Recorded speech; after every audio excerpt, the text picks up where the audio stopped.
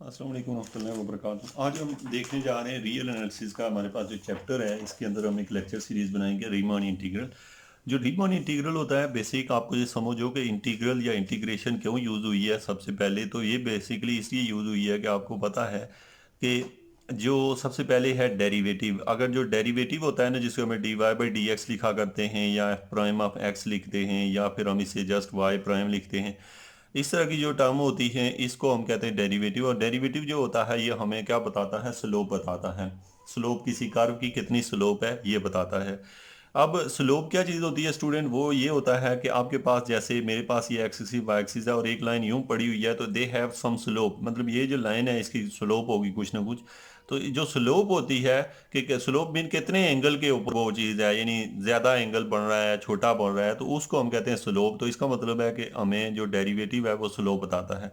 But जो integration होती है स्टूडेंट, वो हमें जब आप किसी चीज़ की इंटीग्रेशन करते हैं किसी फंक्शन की, तो जो आपको उसका रिजल्ट मिलता है तो वो आपको एरिया अंडर द कर्व बताती है। मतलब ये कि यहाँ पे जो फंक्शन दिया होता है उसका कोई ना कोई ग्राफ होता है, और उस ग्राफ के अंडर जो एरिया आता है और जो लिमिट दी होती है ए टू बी, उसके अंदर अंदर उस सारे एरिया को इंटीग्रेशन कैलकुलेट कर जाती है। मतलब क्या कि आपको जो इंटीग्रेशन कैसे फ़ायदा पहुंचा रही होती है वो इस तरीके से कि जैसे मेरे पास यहाँ पे सपोज ये एक्सिस वाई एक्सिस है और मेरे पास एक एफ ऑफ एक्स कोई फंक्शन है। सपोज ये फंक्शन है, इसका नाम एफ ऑफ एक्स है। मुझे कोई कहता है कि इसका जो है ना एफ ऑफ एक्स को, अगर आपको कोई कहे कि ये जो एफ ऑफ एक्स है, अब देखें एफ ऑफ एक्स की कोई वैल्यू होगी जो मुझे नहीं पता, कुछ भी हो सकती है। जैसे मैं कहता हूँ x Q plus seven x plus कुछ है, तो ये मैं सपोज करता हूँ कि ये इस फंक्शन की वैल्यू है। याद रखें कि इस फंक्शन की वैल्यू ये नहीं है, मतलब इसका ग्राफ ये तो नहीं बनता। मैं जस्ट आपको एस्टिमेट बता रहा हूँ वैसे कि आर हर एक फंक्शन का कोई ना कोई ग्राफ होता है। तो सपोज अगर इसका ये ग्राफ है, तो इस ग्राफ को के नीचे आपने एरिया निकालना है। अब एरिया कैसे निकालेंगे आप, ये ग्राफ जो है ना यहाँ से यहाँ तक है, तो आपको एरिया कैसे फाइंड करेंगे। ये ग्राफ चल रहा है तो आप एरिया हर जगह से नहीं निकाल सकते, आप एक लिमिटेड एरिया निकाल सकते हैं जहाँ पे आपको लिमिट दी होगी। अगर आप लिमिटेड नहीं तो फिर आप एफ ऑफ एक्स करके आप टोटल जो है ना जनरल उसका निकाल सकते हैं। मतलब आप सिंपल जब इंटीग्रेशन करते हैं तो उस कर्व के नीचे जितना भी एरिया आता है वो बता देती है। तो ये जो ए और बी उसकी लिमिट होती है, और साथ में एफ ऑफ एक्स जो सवाल में दिया होता है वो, और प्लस सेवन एक्स, और साथ में आप इसकी इंटीग्रेशन कर रहे होते हैं डी एक्स। जब आप इसको कैलकुलेट करते हैं स्टूडेंट, तो आपके पास जो आंसर आता है वो आंसर क्या होगा, इसके अंदर जो एरिया होता है उसको बता देता है। अब स्टूडेंट हमारे मैथमेटिक्स के अंदर होता यूं है कि हर क्वेश्चन को इंटीग्रेशन से सॉल्व करना आसान नहीं होता कि मीन हम हर क्वेश्चन की इंटीग्रेशन कर सकें। तो जब हमारे पास ऐसे हालात हो जाते हैं कि हम इंटीग्रेशन नहीं कर पाते, तो हमने इंटीग्रेशन का बेसिक पर्पस सम है। इंटीग्रेशन कहते हैं चीज़ों को सम करना। सम मीन के देखें, आपके पास जो दी हुई फिगर है, जैसे ये फिगर दी हुई है, तो आपको कहा जाता है कि इसके नीचे से ये इन लाइनों के ये एरिया निकालो। तो आप क्या करेंगे, छोटी छोटी सी स्ट्रिप बनाते हैं। यानी ये एक स्ट्रिप बनाया, दो तीन चार, यानी कि ये वाला जो है इसका एरिया अलग निकालें, इसका अलग निकालें, इसका अलग निकालें, इसका इसका आगे वाले का, इन सब का एरिया निकालें और उन सब को आपस में सम कर दें, तो आपको टोटल एरिया निकल आएगा। अब स्टूडेंट हमारे पास क्वेश्चन अराइज होता है कि इंटीग्रेशन में हम रीमान इंटीग्रल क्यों पढ़ते हैं। तो पहला सवाल है कि जो हम इंटीग्रेशन करते हैं एक्यूरेट मेथड से, वो टोटल एरिया और बिल्कुल एक्यूरेट एरिया बता देती है। इन सम केसेस हम इंटीग्रेशन नहीं जान रहे होते, हम इंटीग्रेशन नहीं कर पा रहे होते, तो इन दैट केस हम क्या करते हैं, रीमान इंटीग्रल का यूज़ करते हैं। और रीमान इंटीग्रल जो है वो बिल्कुल एक बेसिक चीज़ है जो हम क्लास 6-7 में पढ़ते आए हैं। कि आपसे कहा जाता है कि जैसे ये एक फिगर दे दी गई है, आपसे कहा जाता है ये जो फिगर दी हुई है ये सपोज इसका एरिया फाइंड करो, तो आप सबसे पहले क्या करते हैं, इस फिगर को ना पार्ट्स बना लेते हैं। मतलब कैसे, देखिए आप ये वाला एक पार्ट बना लेंगे, एक रेक्टेंगल बन जाएगी।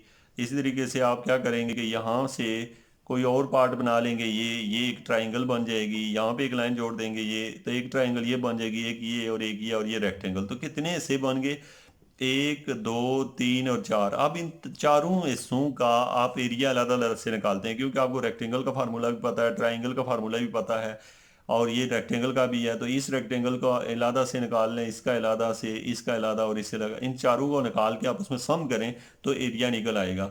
ये वही आंसर निकलेगा जो आप इस फंक्शन को इंटीग्रेट करके निकालेंगे। तो अब सवाल ये पैदा हुआ, यही चीज़ जो है ना रीमान ने हमें बताई है कि आप जो है ना इंटीग्रेशन अगर नहीं कर पाते तो आप क्या करें कि चीज़ों को के छोटे छोटे पार्ट बना के हर छोटे से हिस्से को अलहदा से सम करें और सम करने के बाद में उन्हें आपस में इकट्ठा कर दें, तो आप एरिया ऐसे भी निकाल सकते हैं।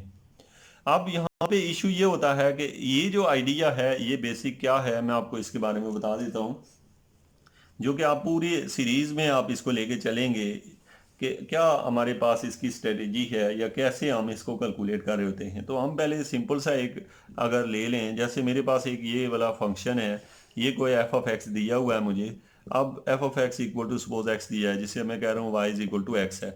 अब यहाँ पे मेरे पास ये है कि मुझे कोई कहता है कि इसके अंडर यहाँ से लेके यहाँ तक एरिया निकालो। अब इसका एरिया जो है ना, वैसे तो ये ट्राइंगल है हम, लेकिन हम रीमान इंटीग्रल से निकालो। तो आप क्या करते हैं, रीमान इंटीग्रल जब पढ़ते हैं तो आप बस इतना करते हैं कि इसके बिल्कुल छोटे छोटे से हिस्से बना लेते हैं, छोटे छोटे से हिस्से। तो जब छोटे छोटे हिस्से बनाएंगे तो हर हिस्सा जो है ना वो एक रेक्टेंगल की शेप का होगा। पता है क्यों? क्योंकि हर शेप ऐसे होगी, यानी नीचे से बिल्कुल सीधी होगी, ऊपर से थोड़ी सी बेंड होगी, ऊपर से थोड़ी सी बेंड होगी। अब मसला ये होगा कि अगर आप इसका एरिया निकालना चाहते हैं, जैसे आप इस फिगर का जो है आप एरिया निकालना चाहते हैं, यानी एरिया अंडर द कर्व, तो आप देखें कि आप जितने छोटा पार्ट बनाएंगे ना, यानी कि जितना आपने उसकी लेंथ को कम कर किया, मतलब आप ये समझ लें कि आपने पार्टीशनें जितनी गिनी करेंगे, मीन कि ये लाइन आपने लगाई उसके साथ बिल्कुल जोड़ के दूसरी लाइन लगाई, आप जितना कम करेंगे, तो मैं इसको अगर जूम करके ना आपको देखो ना, तो मसलन सपोज इसको मैंने जूम किया तो ये ऐसे बनती हुई आपको नजर आएगी, ऐसे, जिसमें बिल्कुल थोड़ा सा फर्क आएगा। ऊपर वाले हिस्से में नीचे वाला बिल्कुल स्ट्रेट होगा, ऊपर वाले में थोड़ा सा फर्क आएगा। मीन कि आप जब रेक्टेंगल निकालेंगे तो इतना सा ऊपर एरिया बच जाएगा। लेकिन अगर आप पार्टीशन खुली करेंगे, मीन इस तरह ही करेंगे, तो इसको आप पहले ही नजर आ रहा है कि इतना एरिया ऊपर फालतू बच जाएगा। बचने का मतलब ये कि आप जब लेंथ इंटू विड्थ करेंगे एरिया निकालने के लिए, तो आपका एरिया खाली इस हिस्से का निकलेगा, नीचे वाले हिस्से का एरिया निकल आएगा और ऊपर वाला ज़ाया हो जाएगा। इसलिए हमने ये आइडिया लिया कि जितना छोटे छोटे पार्ट बनाएं, आप जितने छोटे पार्ट बनाएंगे उतना एरिया जो है ना रीमान सम से एक्यूरेट आएगा। अब यहाँ पे देखें तो मेरे पास सबसे पहले तो ये लाइन अगर दी हुई है, तो इस लाइन के मुताबिक मैंने इनको इस हिस्सों में डिवाइड किया और मैंने एरिया कैलकुलेट करना है। तो मैं क्या करूँगा, मैंने ये किया कि पहले मैं इस रेक्टेंगल का एरिया निकाल लेता हूँ, फिर मैं इस रेक्टेंगल का निकाल लेता हूँ, फिर मैं इस रेक्टेंगल का निकाल लेता हूँ, और मैं फिर इस रेक्टेंगल का निकाल लेता हूँ। जब मैं इनके एरिया निकालता हूँ और आपस में सम करूँगा, तो जो एरिया निकलेगा वो ये वाला एरिया ज़ाया चला जाएगा, ये जो नहीं है ऊपर वाले ये, और इसका भी मैं एरिया निकाल लूँगा। यहाँ पे भी एक स्ट्रिप बना लेता हूँ ये, और फिर यहाँ पे भी। तो मैं आप देखिए कि बहुत सारे एरिए ज़ाया चले जाएंगे और फिर हमारा एक्यूरेट आंसर नहीं आएगा। अब इस मसले के हल के लिए हम इसकी साइज़ को थोड़ा कम कर देंगे लाइनों को, यानी कि ज़्यादा पार्टीशनें बना देंगे, ज़्यादा हिस्से बना देंगे, तो अब कम एरिया ऊपर बचेगा। और ज़्यादा छोटा हिस्सा बनाते हैं तो और कम एरिया बचेगा, और बिल्कुल करीब बनाता हूँ तो बिल्कुल कम एरिया बचेगा। तो इसका मतलब है कि पार्टीशनें जितनी छोटी करेंगे, जितनी कम करीब करीब लाइनें लेंगे, तो उनका अलग अलग से एरिया निकालेंगे, उनको सम करेंगे, तो हमारे पास जो है ना वो ज़्यादा एक्यूरेट आंसर आएगा। बिल्कुल एक्यूरेट तो नहीं आएगा, लेकिन ज़्यादा एक्यूरेट आएगा। अब स्टूडेंट आपने यहाँ पे ये समझना है कि सम करने के लिए आपने रीमान सम या रीमान इंटीग्रल जो आप पढ़ रहे हैं, ये क्या करता है? ये असल में कुछ भी नहीं करता, बस रेक्टेंगले बना के उनको ऐड करवा देता है और कहता है कि ये एरिया निकल आया, और एरिया बिल्कुल एक्यूरेट नहीं होता। एरिया को ज़्यादा बेहतर बनाने के लिए हम उसके साइज़ को, पार्टीशन जो उसके हिस्से बनाए होते हैं उनको छोटे छोटे बनाते हैं। अब स्टूडेंट जितने छोटे बनाओगे उतना एक्यूरेट आंसर, और बिल्कुल छोटे कर दोगे तो बिल्कुल एक्यूरेट आंसर की तरफ चले जाते हैं। अब सवाल ये पैदा होता है कि कितना, आप जब अगर इनको छोटे हिस्सों में डिवाइड करते हो तो इससे बढ़ जाते हैं, इतने ज़्यादा हो जाते हैं कि आप उनको, आपके लिए कैलकुलेट करना उतना आसान नहीं रहता। तो इसका मतलब है कि हम बहुत ज़्यादा छोटे बनाने में हमें मसला ये है कि हमें कितनी कैलकुलेशन हमें करनी पड़ेगी। तो हम कंप्यूटर का यूज़ करते हैं, फिर कंप्यूटर के थ्रू हम उसे सॉल्व करते हैं। चूँकि आपने अगर इस हिस्से के करोड़ों स्टेप बना दिए, तो आप उसका सम जो है ना थ्रू कंप्यूटर करें तो आप जल्दी कर पाएंगे, क्योंकि वरना अदरवाइज आप लाइफ टाइम लगे रहें तो आप उसके इतने ज़्यादा हिस्से बना के नहीं सम कर सकते। अब स्टूडेंट हमारा नेक्स्ट क्वेश्चन ये जनरेट होता है कि रीमान सम जो होता है वो क्या करता है? तो आपने कहा जी वो एरिया निकालता है, जिस तरह इंटीग्रेशन निकालती है उसी तरह ये भी निकालता है, लेकिन इसमें और उसके कैलकुलेशन में ये फ़र्क होता है, वो बिल्कुल एक्यूरेट आंसर देता है और ये एक्यूरेट नहीं देता। नेक्स्ट क्वेश्चन ये है कि अगर ये एक्यूरेट आंसर नहीं देता तो देन फिर आप क्यों इसको पढ़ते हैं? मतलब ये अगर एक्यूरेट रिजल्ट नहीं भी दे रहा और आप क्यों पढ़ते हैं? तो हम कहते हैं कि हम बाय से मजबूरी पढ़ते हैं कि जब हम इंटीग्रेशन नहीं जान रहे होते कुछ क्वेश्चनों की, तो इन दैट केस हम रीमान इंटीग्रल से उन सवालों को हल करते हैं। फिर आपसे नेक्स्ट सवाल ये पूछा जाएगा कि आप जो एक्सरसाइज के आपसे कहा जाता है कि कोई एग्जांपल दें, तो आप यहाँ जो कोर्स हम पढ़ेंगे उसके अंदर जो सवाल लेंगे वो तो हम इंटीग्रेशन से भी हल हो जाया करेंगे। तो वो क्यों हम पढ़ेंगे, वो इसलिए स्टूडेंट याद रखेंगे जब आप कोई मुश्किल चीज़ सीख रहे होते, मतलब मुश्किल क्वेश्चन मुश्किल उसके लिहाज से, इंटीग्रेशन के लिहाज से पहले आप वो क्वेश्चन देखते हैं जो दोनों इस इंटीग्रेशन से भी हल हो जाएं, रीमान सम से भी हल हो जाएं। तो आप देखते हैं कि ये जो इंटीग्रेशन होती है 2 से 3, और ये आप चेक करते हैं, कंपेयर करते हैं कि कितने आंसर में फ़र्क आया है। तो इसलिए हम पहले इजी क्वेश्चन लेते हैं, या आपके कोर्स में लेंगे ये ऐसे क्वेश्चन जो दोनों तरीक़ों से हल हो जाते हों, ताकि ये हो कि हमें पता तो चले कितना फ़र्क आ रहा है दोनों के आंसर के अंदर।